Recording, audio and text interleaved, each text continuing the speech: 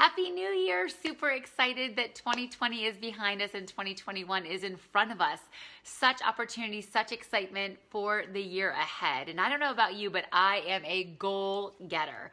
I absolutely love looking at the last year behind and then reflecting upon the year and then also looking forward and visualizing what is to come. Now, I'm one of those people where I do a lot of reflection. I have a little journal that I keep. It's literally a one line a day. It's almost like a little tweet. And I take inventory and I look back through all the different entries and I think, wow, there was a lot of things that happened this past year. And I write them all down. I create a vision board. And then on the vision board, I then go ahead and I write down some of the highlights from the year on the back side of it.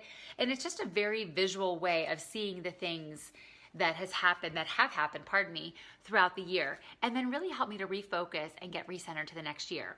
So I'm not only just a 1 year kind of vision board person or 1 year goal setting person, I really try to map out 10 years, 5 years, and then architect it down to one. So at my 40th birthday, I set out and I said, okay, between 40 and 50, I'm gonna go ahead and knock out the rest of the continents. I wanna get to all 7 before I turn 50.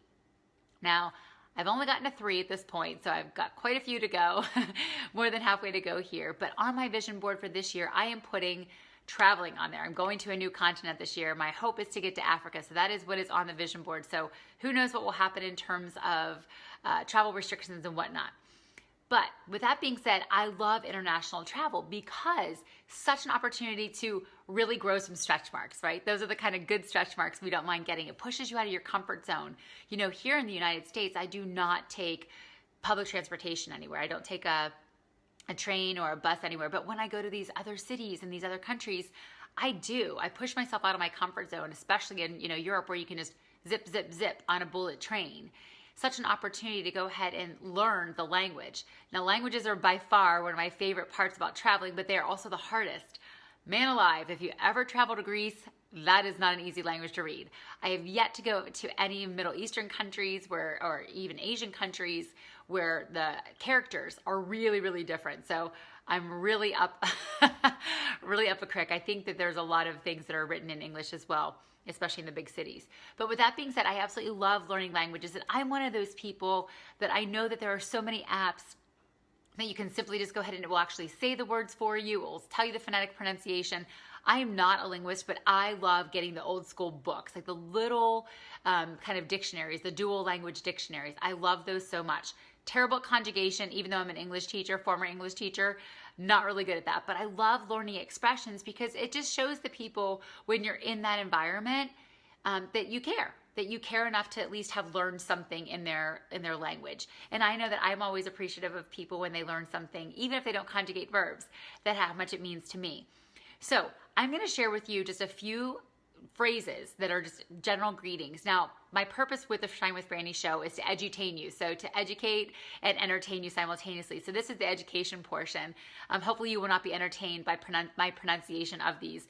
But there's formal and informal. For example, here in the US, we might say hello as more of a formal and hi as more of an informal.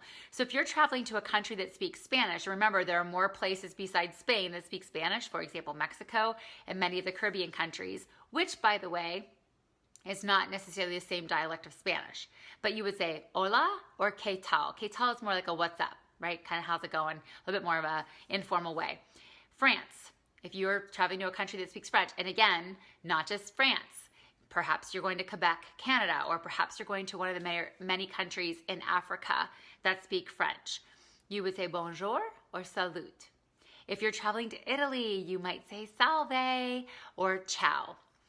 If you're going to Japan, you would say konnichiwa as the more formal greeting of hello, or yayo. Now I believe me that I'm not saying these 100% correctly, but I'm trying my very best based upon what I found on the internet. If you're going to a country that speaks Hebrew, so for example, if you're going to Israel, you would say shalom or hey, H-E-Y, believe it or not, which is very similar, our very informal greeting. If you're traveling to India where they speak Hindi, you would say namaste as the formal and hi, H-A-I, as the informal. The one that is so fascinating to me is in Zulu, which many tribes in Africa actually speak Zulu. And they actually create, it's more of a soul connection. Now, with these greetings, there are oftentimes things that you say or you don't say, or things that you do, pardon me. So for example, shaking hands in some cultures is not customary. Some cultures it's 2 kisses, some cultures it's 3 kisses. Perhaps you would bow in certain cultures, and based upon the depth of your bow, like if you're bowing all the way down to almost a 90-degree angle, there's a lot to be said about the different kinds of bowing that you do. But this is just generally speaking about the greeting that you're giving to someone. If you were traveling, like I said, to a country or a place where there is a Zulu tribe, they say something that is very, very, very striking. They say, now again, I apologize, sawubona. Sawubona is the greeting. And the literal translation of that is, I see you, you are important to me. Let me say that again. When someone greets you, they look you in the eyes and they say, I see you, you are important to me. Gosh, that just like strikes me in my soul. Like that is so powerful. The response back then is shikoba. And again, I apologize for the pronunciation. Shikoba. Sorry, shiboka. And it's, I exist for you. So you have a person that is saying, I see you, you're important to me. And the other person responds with, I exist for you. That just strikes me so deeply to the core.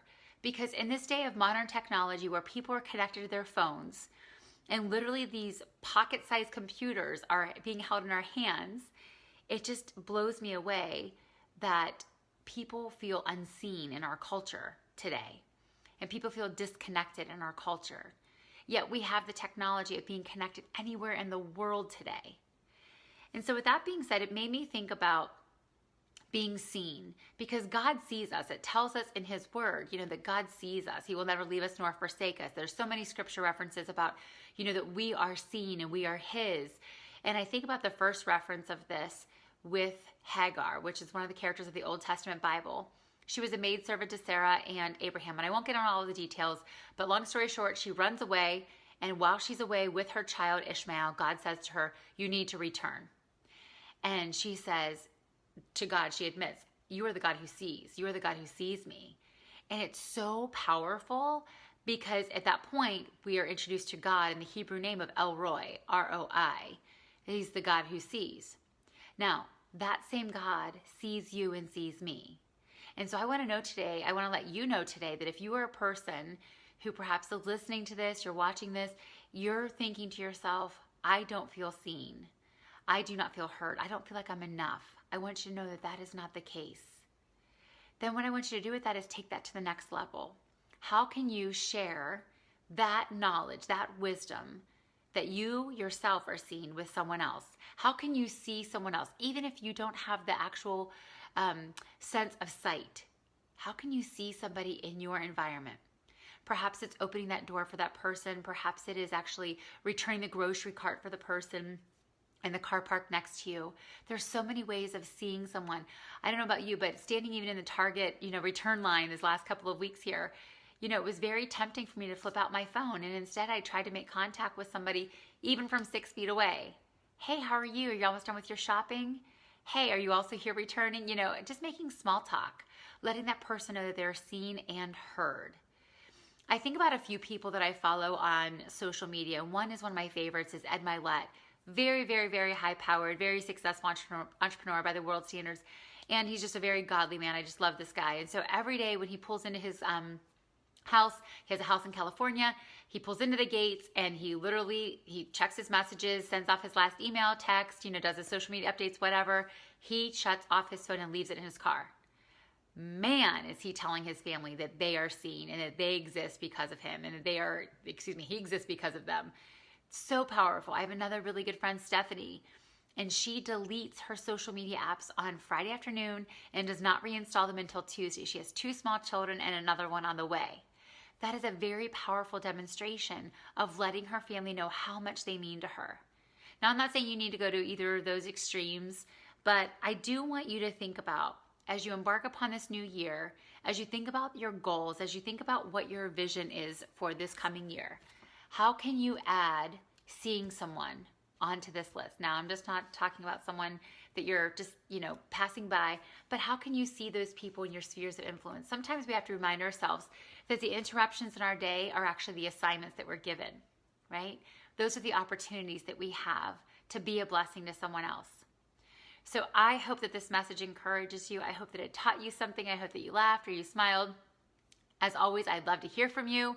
If you have crazy big goals that are 10-year, 5-year, 1 year, if you also have travel ideas, to travel to all 7 continents, I'd love to hear from you. And of course, if you think that this is a message that someone else should hear, by all means, please go ahead and share this message on to somebody else. I am so blessed by you, blessed that you're part of this community, and I thank you so much. And I can't wait for you to tune in to the next show. Have a great week, and know that while I cannot see you, you are seen.